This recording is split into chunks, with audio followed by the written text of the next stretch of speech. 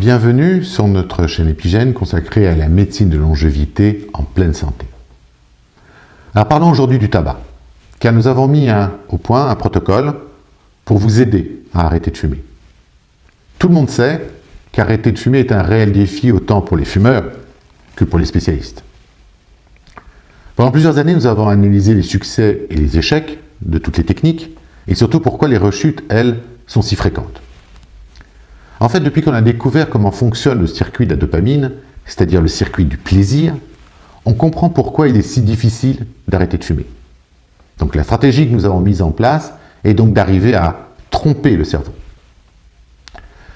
La méthode que nous avons mise au point a pour principe de couper les circuits de la dépendance au tabac et donc arrêter de fumer facilement, sans rechuter, en une séance seule de 2 heures, à condition d'être motivé. Elle va s'articuler sur 3 disciplines qui sont toutes les 3 issues des neurosciences. L'acupuncture, l'auriculothérapie et l'hypnose, mais en les associant le même jour, car comme chacune d'elles agit sur un point précis, on peut atteindre ainsi les différentes causes de la dépendance au tabac, en fait comme si on appuyait sur des interrupteurs qui sont responsables de cette addiction. Alors comment on fait? Très simplement, on va implanter 6 aiguilles d'acupuncture sur le visage et la tête et elles resteront en place durant la séance d'hypnose qui va suivre et qui consistera à supprimer le besoin du tabac. Enfin, pour prolonger l'effet de cette séance, on implantera des aiguilles semi-permanentes dans le pavillon de l'oreille selon les règles de l'auriculothérapie.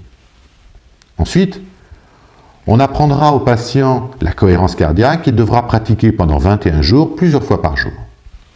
Enfin, pour l'aider, on réalisera une prescription micronutritionnelle pour compenser les déficits en neuromédiateurs.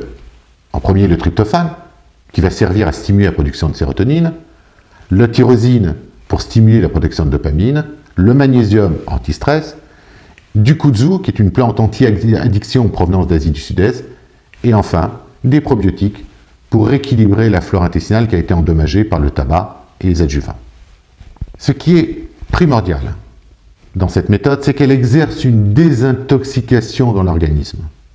Car en supprimant le besoin, le patient ne ressent plus ni les symptômes de manque, ni énervement, ni obsession, ni phénomène de compensation par la nourriture et l'alcool, évitant ainsi la plupart des inconvénients du sevrage, dont notamment la prise de poids.